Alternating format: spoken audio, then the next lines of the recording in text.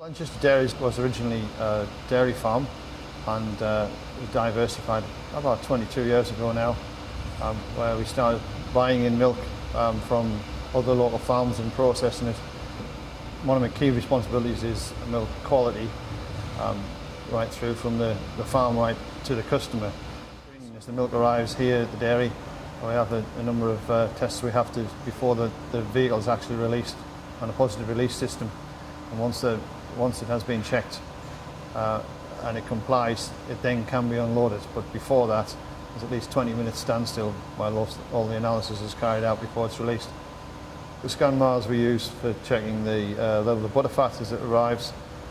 We use the Mars for checking for the adulterants and to check there's been no added water contaminating the consignment that we purchased.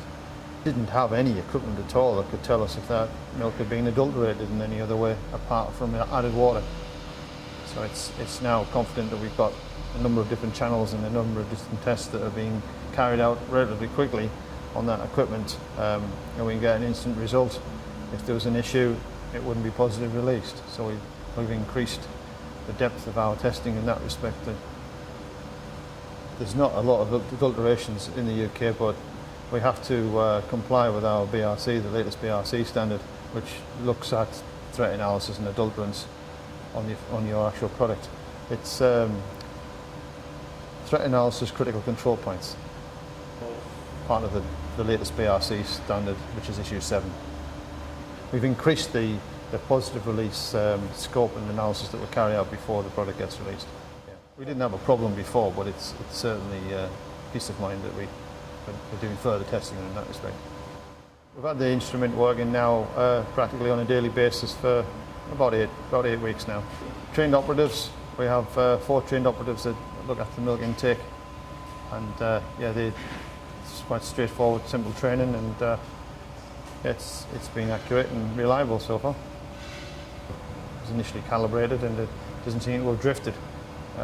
We double checked that against external labs and other butterfat testing equipment we still have here that we still use, and it's working hand in hand with that. Yeah. It's pretty quick. It's the rapid response that we need to turn that truck around, because that truck works 24 hours a day. We couldn't afford that truck to sit out there for 1 or 2 hours, so accuracy and time of turnaround is very important. We have a MilkoScan miner that was getting towards the end of its working life.